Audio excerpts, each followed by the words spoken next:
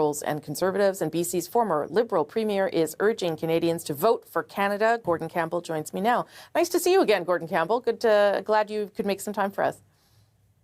It's good to see you too, Rosemary Barton. Yeah, so you wrote an op-ed, and that's obviously why I got you here, because I thought it was very interesting. You wrote in it that people should forget Trump and vote for Canada, vote for its future, and put aside the issue of Donald Trump, that we need to think about how to pursue Canadian dreams. Obviously, there's been a lot of talk about Donald Trump through this election campaign. Why are you telling Canadians to think about this election differently? Because I think when we're only talking about Donald Trump, we're talking about fear. It seems to me that Canada has all the tools we need to build the kind of future that we want. And we should remember how strong we are, that we can be independent. I think, unfortunately, over the last 10 years, we've been weakened. We're not as resilient as we were. We're more dependent on the United States now than we were when the federal Liberal Party was elected. Yeah. And it's time for us to recognize this is an important decision for us. It's an important decision for the next generation of Canadians. And one of the things that I'm concerned about is it feels to me like the next generation has been left behind. They're forgotten. My grandkids have been forgotten. We're watching as deficits are building up. All of their first paycheck. So I think it's important for us to remember Canada. We have all the resources we need, but we have to liberate them. We have to put them to use. We can't play the uncertainty game. People have to know that Canada is here to get things done, and we can do them. Canadians should remember how strong Canada is as a country. We don't have to be, moved around by Donald Trump's whims. We have to commit to ourselves and where we can go as a country. One of the things that you also bring up is pipelines, which obviously has been part of the election campaign, promises on all sides to develop them. You write that building pipelines is pragmatic, not to build them is wrong. Both Pierre Poilievre and Mark Carney have said they're ready to build more pipelines. But I understand people may have different views about who's going to actually get it done. But do you think that pipelines should be a central focus of the ballot box question, at least maybe for Western Canada? Or give me your views on why you think that's such an important issue. I think it's a really good question because I think it's for all of Canada, not just for Western Canada. Right. It's like going into an international hockey game and saying, we're going to leave Connor McDavid and Mitch Marner and Nate McKinnon on the sidelines because we don't really need all of our tools. We need to use the best of what we've got. We have exceptional energy resources. The Liberals stopped the Northern Gateway pipeline. That was wrong. And it was done after a process. So the uncertainty that has been created, and Mr. Carney continues this uncertainty. He says one thing in British Columbia, another thing in Quebec. We're told there's a national emergency. Then we're told, well, maybe not so much when it comes to pipelines. We need to have those pipelines to build the economic future for this country.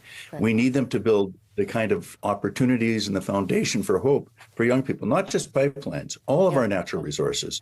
Our mineral resources, our energy resources, our agricultural resources. Yeah. You of course, know, though, that the Liberal government was the government that bought a pipeline.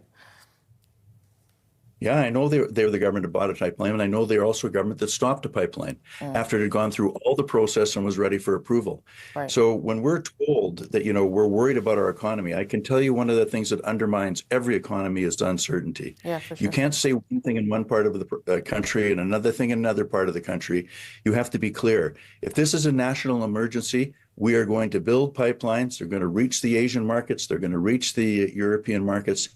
It makes no sense for us to bring, outside energy into Canada when we are so rich in energy resources as we are. So I think that's a really important issue for all of us. Yeah. And I think it's important for all Canadians. Canadians can't even get, Ontario and Quebec can't get their energy right now without it going through the United States. Yeah. That makes no sense to me. We have been talking through this election a little bit about Western alienation, Gordon Campbell, and I wonder if that's something you are also feeling in BC, that is a real issue, potentially, if the Liberals win in particular. I think it's an issue that we have to start talking as one country. I said that back in 2007. When are we going to decide we are one Canada? That's where we get our strength. When we did so well in the Olympics, we didn't say, well, this person's from Saskatchewan, so it doesn't count as much, or this person's from Newfoundland and Labrador.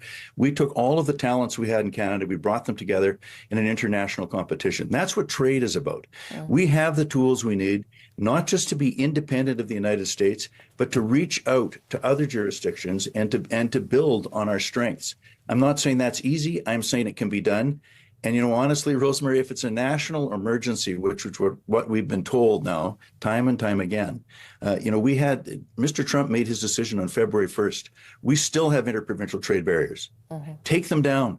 Should have been done long, long ago. It would add $200 billion to Canada's economy. And more important than that, it starts thinking about the next generation of Canadians. We should not think of the next generation of Canadians as the people that will pay all of our debts for all of the services we made. You've got to deal with these issues straightforwardly. Yeah. And I think there's been so much, distraction that we haven't been able to remember how strong we are as a country when we work together. You don't, in your op-ed, Mr. Campbell, endorse Pierre Poilievre. You don't mention him at all, actually.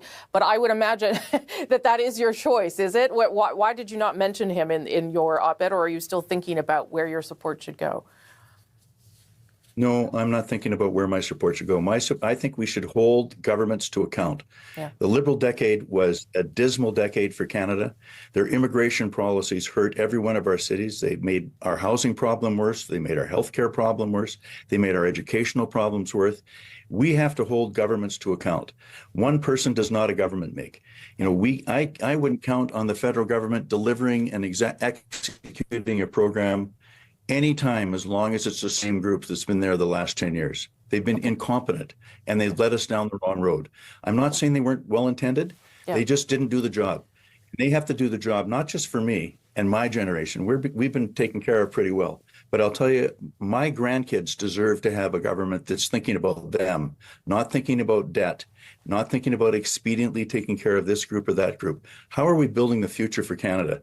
That's what I'm voting for, and I think that Mr. Poilievre has the platform that will get us there. Former BC Premier Gordon Campbell, nice to see you again, sir. Appreciate you making the time for us on this Sunday.